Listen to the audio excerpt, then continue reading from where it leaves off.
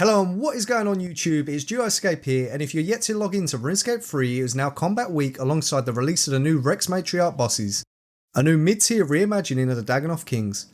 These drop some new interesting rings for each of the combat styles alongside Lanakae's Spear.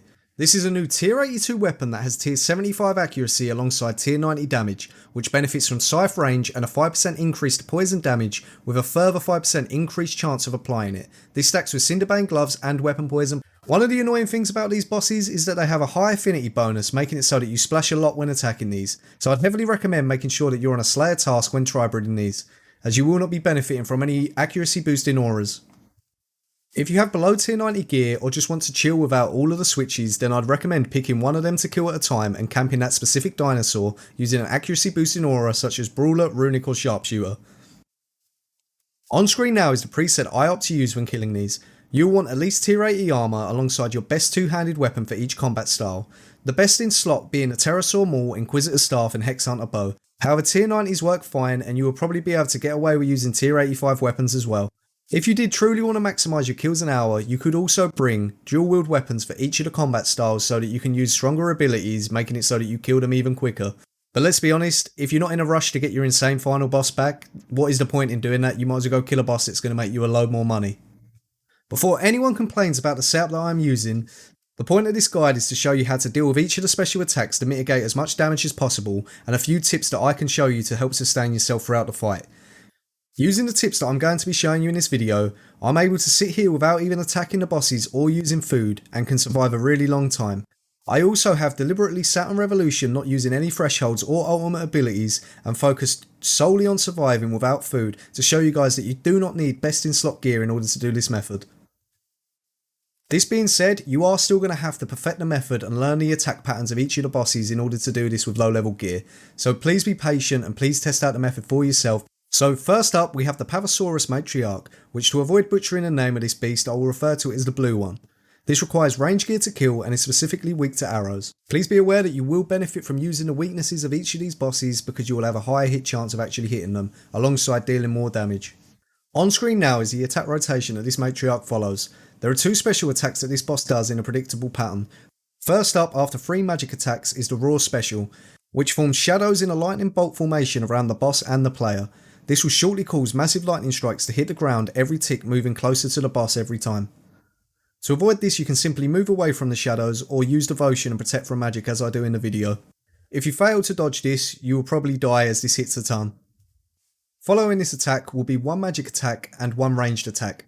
This ranged attack is similar to Vindicta in a sense you can actually use Resonance or just switch to Protect from range to mitigate the damage. If you use Resonance you can get up to a 3k heal, which can help sustain your hit points in the long run. After the ranged attack, it's going to use its second special, which is the Overcharge ability. The Overcharge special attack spawns a bar above your player's head and once depleted will spawn a bolt of lightning which deals high magic damage if not dealt with correctly. To dodge this, simply wait for the bar to deplete and move aside to avoid getting stacked out. This will place it on the floor where you were previously stood and put you in a safe location. If you leave this to the last minute, you will become overcharged, which allows you to infinitely surge and also deal bonus magic damage back to each of the Matriarchs. If you're having trouble with this boss, just stand there without attacking it and get a feel for its attack rotation, swapping to Protect from magic and range when necessary, getting resonances when needed and getting comfortable with dodging each of the special attacks. The Roar special attack will happen on every 6th attack after the first, whereas the Overcharge special will occur after every other ranged attack. For example, after the first range attack it will use its Overcharge ability, on the second it will not, and then after the third range attack and 5th range attacks it will also use Overcharge. The range attacks can be easily distinguished by the fact that the Matriarch spins before using it. Each range attack is also 5 attacks apart. Next up is Orikalka, the Bagrada Matriarch, which requires magic to kill and is weak to fire spells.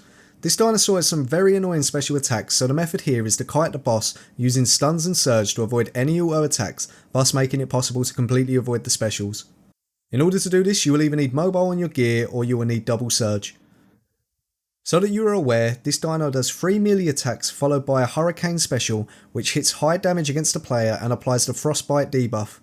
This makes it so that your global cooldown between each ability is significantly longer and you cannot run. After 2 more attacks, the dino uses its second special, which spawns 3 lava pools around the arena, which when stood in clears the frostbite status but deals heavy melee damage to the player. However, the method here is to essentially avoid all of the auto attacks so that it never uses a special.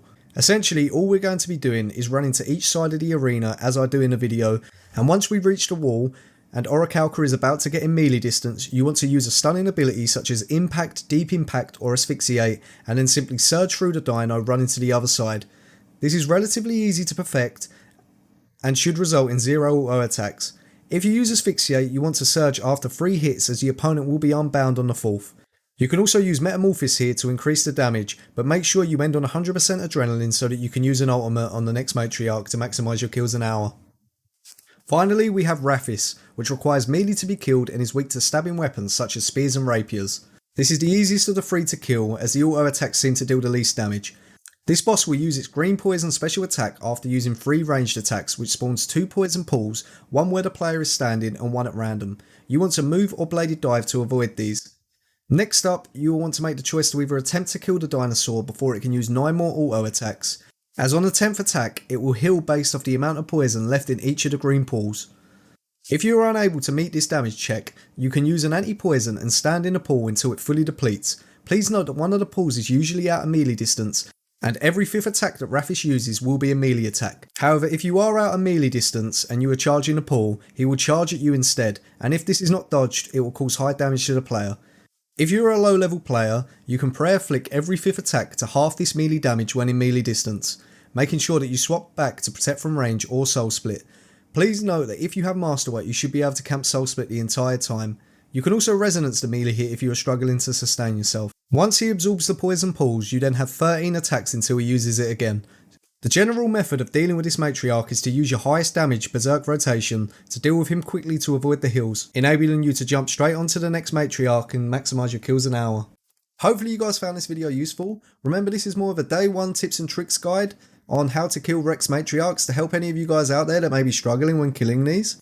A few bonus tips would be to make sure you grab a Slayer task when killing these, and remember you do not need to kill all 3 at once, and you can simply bring one single style and camp 1 at a time, killing them individually.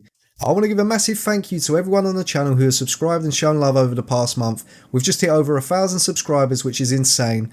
And if you guys want me to work on a full in-depth guide to Rex Matriarchs focusing on optimal ability rotations, perk setups and other tips and tricks, then let me know in the comment section down below. And if you don't want to miss out on any future content, make sure you smash that subscribe button, and thank you all for watching.